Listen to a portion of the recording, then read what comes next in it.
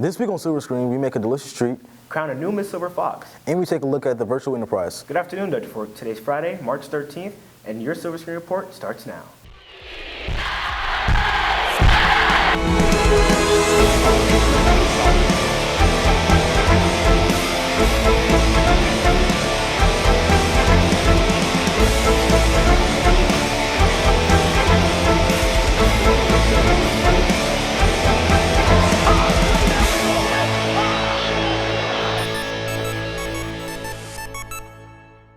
The annual Prom Blast fashion show was held last Thursday in the Commons during lunch.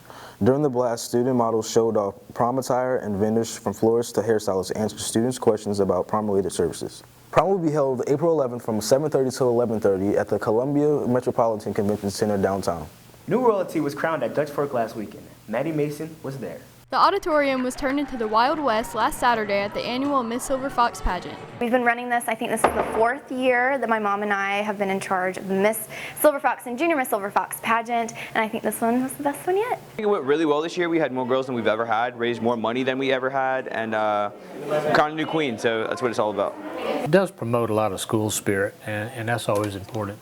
And it just gives us an opportunity to showcase some of our talent. The pageant gives the contestants experiences that they will never forget and certain skills to help them grow as individuals. I'll take away the people and what's going on and how make new friends, and it's just the experience. That's what I love the most. It develops their poise, it develops their self-confidence, really. You get out on a stage in front of a crowd of people, that takes a little bit of guts, I guess you could call it. Not only does Miss Silver Fox add flair to the Dutch Fork experience, it also raises scholarship money for the seniors in ROTC. It helps a lot with our senior scholarships, all the money that was raised as far as sponsorships that they got, all that will go to the senior scholarships funds who are going off to college, so it really helps out a lot. I love making a bond with the girls and getting to know everyone because all of them were great, so I'm pretty sure it was a tough competition. When I went through high school, Dutch Fork was not as close as you all are now. And I think you can see that on stage with the girls, the camaraderie of everyone. Everyone is very supportive of each other. And I just think that speaks volumes for the school and what we all stand for, and that it is great to be a Silver Fox. This has been Maddie Mason with your Silver Screen Report. Dutch Fork students volunteered at the Columbia Run Hard Marathon this past Saturday, handing out water and Gatorade to the runners. Volunteering was really good. We had to get up really early that morning. We had to be there by 7 a.m. Because they started closing roads down. So that was the biggest challenge, was getting people to get there on time. But once we got there, we all had a really good time together. Those who volunteered enjoyed helping out as well as knocking out some community service hours. Volunteering is good to help the community. Waking up at 5:50 this morning, I wasn't really too happy about coming out here in the cold. But I have to say, there's a lot of good people out here. Those runners could afford to indulge in this week's Fox Fridge treat. Here's Jamie Gilbert Fitzpatrick with this tasty how-to. This week on Silver Screen, we're making pillow cookies. First, you'll need a box of cake mix. Lemon or strawberry work the best. A bowl, powdered sugar, cooking utensils, a container of Cool Whip, and 1 egg. First, pour cake mix into the bowl, and then crack 1 egg over it. Finally, spoon the entire container of Cool Whip into the bowl. Then mix all the ingredients. Once ingredients are all mixed, grab a second bowl and pour half a bag of powdered sugar in it. Once you have your 2 bowls, grab a cookie sheet to put your cookies on and set the oven at 350 degrees. Cover your palms with a lot of powdered sugar, then roll the dough into a ball the size of a ping pong ball. Set the balls about 2 inches apart because they will expand in the oven. Once you've filled the entire cookie sheet, put them in the preheated oven.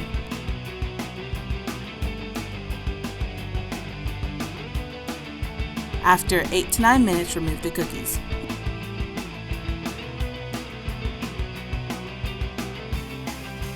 Once they cool, put them on a plate and enjoy. Cookies are the best when they're hot.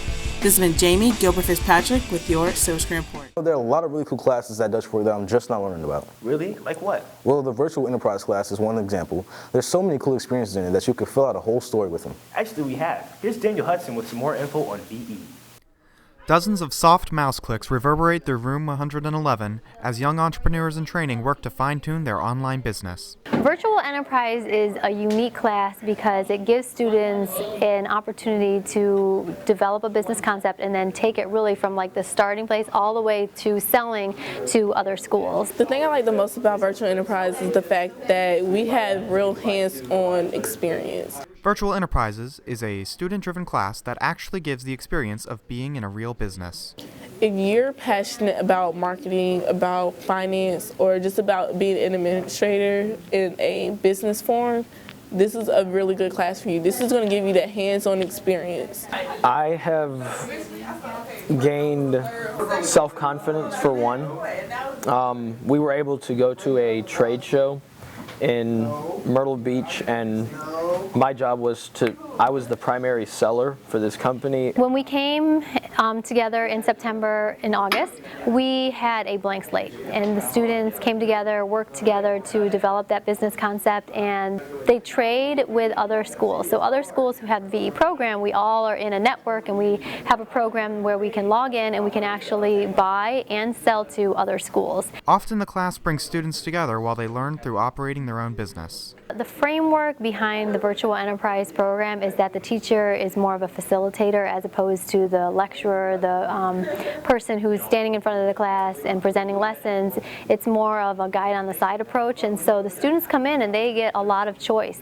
I would recommend other people for this class, mostly if you're into business, mostly if you're into business, and I'd say take it because it teaches you a lot of lessons about business.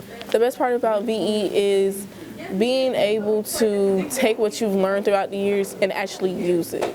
Some classes that we have, we don't really use it and we don't really like it, but this is a class where you get to expand your horizons. This has been Daniel Hudson for your Silver Screen Report. Melodies and applause came from the Commons on Wednesday night as the Music Club puts on its first annual open mic night. Josh Imholt takes the stage.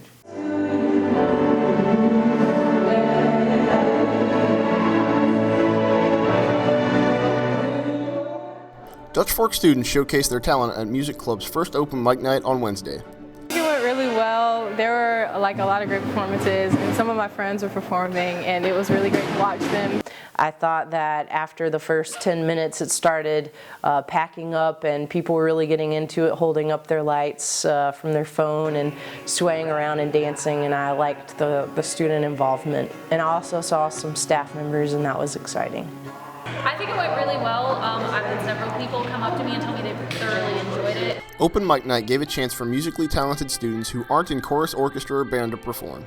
I performed because I kind of wanted to come out of my comfort zone with singing, because I usually just sing in chorus and I usually play instruments. I wasn't sure how it was going to sound because we didn't get to practice beforehand with the instruments or the mics or anything, so it could have messed up in the middle of the song, but after all, it was pretty good. Performers gained a sense of euphoria and a lot of praise from the crowd and said that open mic night connected students in the school. I think it brings the school together because you're not only taking responsibility for something and promoting it and being passionate about something you believe in, you're also involving a diverse crowd of students, and I think that's positive for everybody. It brings a lot of musicians that aren't in music club or aren't in other art areas together, and we all get to sing and do what we love in front of other people. It brought together all the unknown people that haven't shown what their true potential was, and they showed it here and showed everybody around. With more open mic nights planned in the future, those in Music Club hope that the next one will be bigger and better. I just hope that it gets bigger and better. I think we have such a great majority of Music Club members now. I want to do more of these. It's really, really fun, and there's so much support from people, and we had a great crowd, and I had a wonderful time singing and watching other people perform in art areas or not. This has been Josh Imholt for your Silver Screen Report. The SAT word of the week is virtuoso, a noun meaning one who excels in an art, a highly skilled musical performer. For this week's Kids in the Hall, we asked students about their potential open mic talent.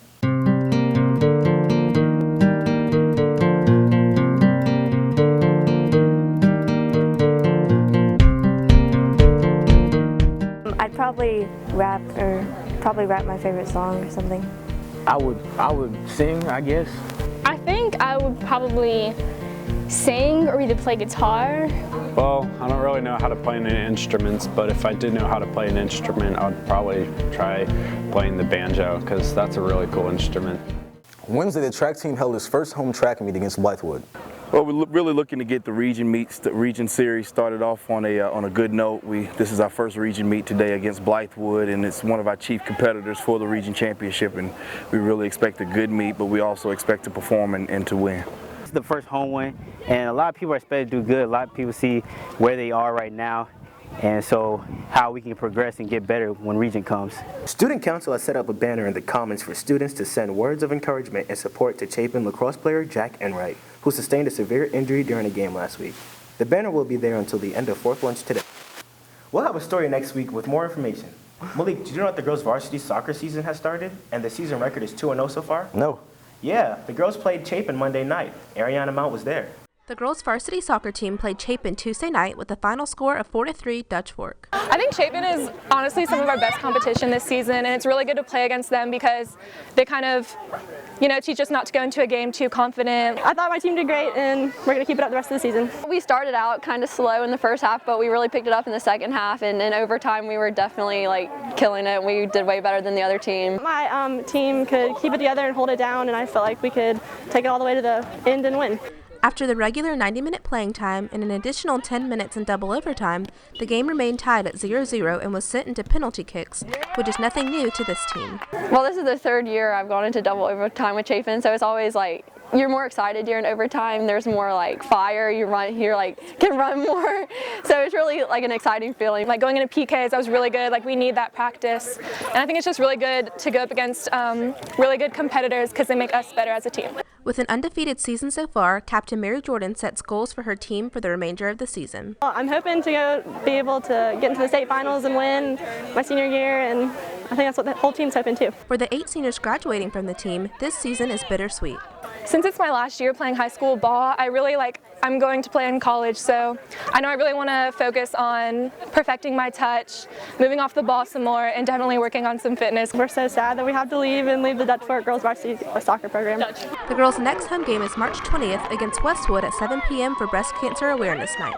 This has been Ariana Mount with your Silver Screen Report. For some announcements, there will be a virtual enterprise meeting next Tuesday after school, so Mrs. Bonneville for more information. Powder Pup sign-ups will take place next Friday. The cost to participate is $15. Now to Malik with some more. Thanks, Malik. Prom tickets are on sale now. Tickets are $25 for singles and $50 for couples. Applications for Palmetto Girls State and Boys States are available in guidance. Thanks for watching. We'll see you next week. For this week's Kids in the Hole, for this week's I close my eyes. Tell it. Jim Hope 5000. Open mic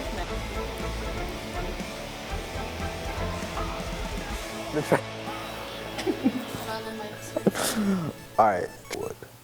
Light skin face. It's first home.